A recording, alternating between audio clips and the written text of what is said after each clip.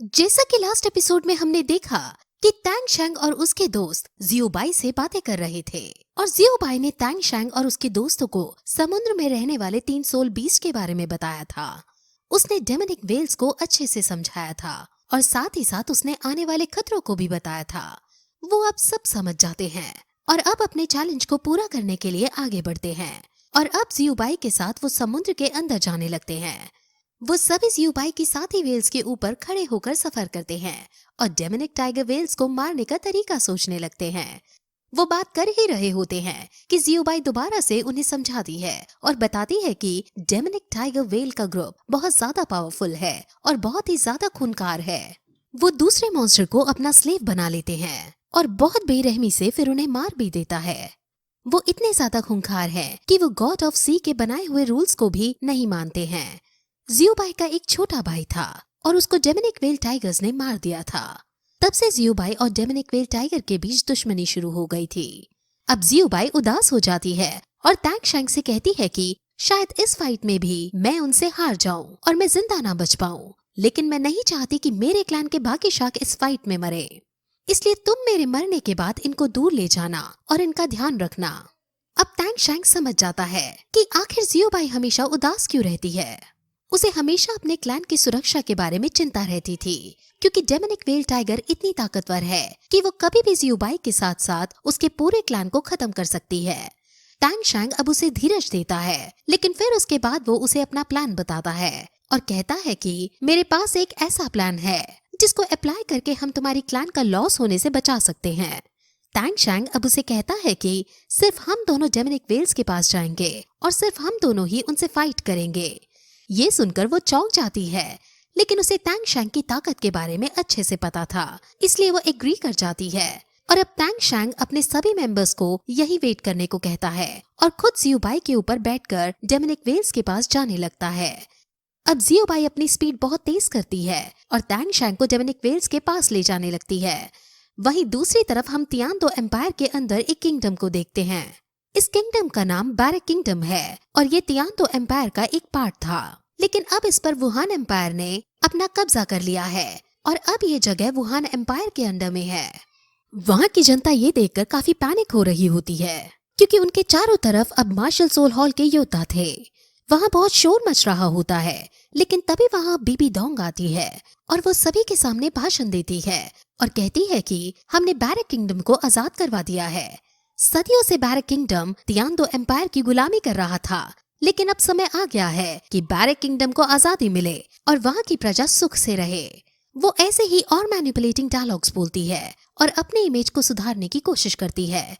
इस भीड़ में हम 2 मास्क्ड मैन को देख पाते हैं और ये मास्क्ड मैन और कोई नहीं बल्कि अर्लोंग के रिश्तेदार हैं। मार्शल सोल हॉल ने जब ब्लू लाइटनिंग टायरेक्ट फैमिली पर हमला किया था तो ये दोनों योद्धा अपनी जान बचाने में कामयाब हो पाए थे। वहीं हम तैंग शैंग को देखते हैं जो आगे बढ़ रहा होता है, लेकिन तभी उसे एक बात समझ आती है कि अगर वो ऐसे ही आगे बढ़ता रहा तो डेमोनिक वेल्स उसके ऑरा को देख लेंगी और उसको यहीं रोक देंगी। इसलिए अब वो अपने प्रिज्म को बाहर निकालता है और अपने ऑरा को छुपा लेता है। वो प्रिज्म उसके चारों तरफ आ जाता है और अब ये दोनों इनविजिबल हो जाते हैं। जियोबाई भी अपने ह्यूमन फॉर्म में आ जाती है और वो तैंग शैंग की ये एबिलिटी देखकर बहुत शॉक होती है। अब फिर वो प्रिज्म के अंदर बैठकर ही पानी के अंदर जाने लगते हैं और डेमोनिक वेल को किल करने का तरीका सोचने लगते हैं। अब वो आगे बढ़ ही रहे होते हैं कि तभी तैंग शैंग एक बहुत ही खतरनाक तरीके की किलिंग ऑरा को नोटिस करता है और वो जियोबाई से इसके बारे में पूछता है, जिस पर जियोबाई उसे बताती है कि ये ऑरा डेमोनिक वेल्स की व्हाइट स्वॉट टेक्निक से आ रहा है। वो इस टेक्निक का यूज करके एक लिविंग बीइंग को लिटरली 2 भाग में बांट सकती हैं। वहीं हम अब बोजाइक्सी को देखते हैं जो इन पर नजर रख रही थी और वो चिंता कर रही थी कि आखिर ये लोग इस चैलेंज को पूरा कर भी पाएंगे या नहीं, क्योंकि अगर इस चैलेंज के दौरान जियोबाई मारी जाती है तो तैंग शैंग और बाकी सभी को डेमोनिक वेल्स चारों तरफ से घेर लेंगी और उन्हें जान से मार देंगी। बोसाइक्सी को तैंग शैंग के लिए काफी चिंता हो रही थी और वो बस यही होप कर रही थी कि कैसे न कैसे करके बस तैंग शैंग जल्दी से इस चैलेंज को पूरा कर ले। वहीं तैंग शैंग अब प्रिज्म में सफर करता हुआ डेमोनिक वेल्स तक पहुंच जाता है और वहां उनसे थोड़ी सी हलचल हो जाती है और डेमोनिक वेल्स समझ जाती हैं कि उनके पास कोई तो है। वो अपने साथियों को सिग्नल भेजकर अपने पास बुलाती हैं और अब सभी वेल्स उस हलचल को ढूंढने लगती हैं, लेकिन उन्हें कुछ नहीं मिलता। टैंग शैंग अपने हिडन वेपन को निकालकर इनको मारने का डिसाइड करता है, लेकिन तभी वहाँ पर डेमन वेल किंग आ जाता है और किंग को देखकर टैंग शैंग समझ जाता है कि किंग को मारना इतना आसान नहीं होने वाला है, क्योंकि किंग सच में बहुत ज्यादा शक्तिशाली है। उसके चारों तरफ लाल रंग का ऑरा निकल रहा होता है और ऐसा ऑरा डीप सी वेल्स के पास होता है, यानी किंग डीप सी वेल्स जितनी शक्तिशाली है।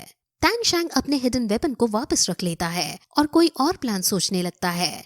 वो अपने स्कल बोन को निकालता है और उसका एक ड्रॉप जियो बाई को जाकर लग जाता है, जिससे जियो बाई और टैंग शैंग का एक एक क्लोन बनकर रेडी हो जाता है और वो वहाँ से निकलकर अब किंग के पास जाने लगते हैं। और अब टैंग शैंग कहता है कि हम इस पर छुपकर अटैक करेंगे। वो आइस फायर स्प्रिंग से लाए हुए एक लिक्विड को निकालता है और उसे अपने हिडन वेपन पर लगाता है और फिर उस हथियार को एक वेल पर शूट कर देता है और वो तीर एक वेल को जाकर लगता है और उसके लगते ही वेल के अंदर रिएक्शन होने लगता है और वो तड़पने लगता है। बाकी सभी वेल्स उसके आसपास आकर उसको देखने लगती हैं और किसी को कुछ समझ नहीं आता कि आखिर इसको हो क्या रहा है। लेकिन तभी वो वेल तड़पना बंद कर देती है और वो पागल हो जाती है और अपने ही साथी वेल्स पर हमला कर देती है।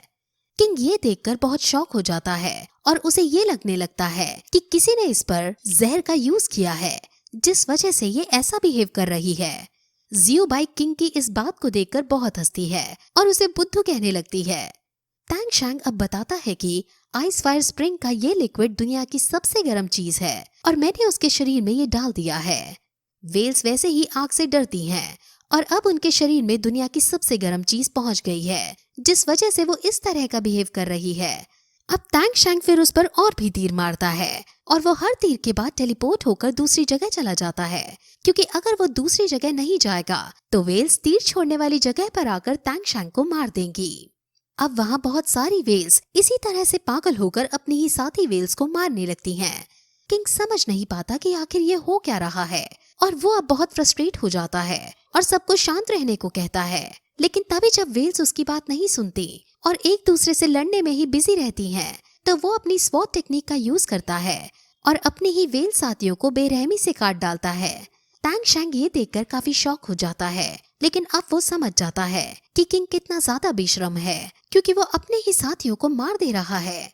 वहीं अब हम ऊपर देखते हैं जहाँ टैंग शैंग के दोस्त बैठे थे और वो टैंग शैंग के वापस लौटने का इंतजार कर रहे थे। वो सब वहाँ टैंग शैंग के बारे में ही सोच रहे थे कि तभी वहाँ समुद्र के अंदर से डेमोनिक वेल बाहर निकलती है और फिर यही ये एपिसोड खत्म हो जाता है।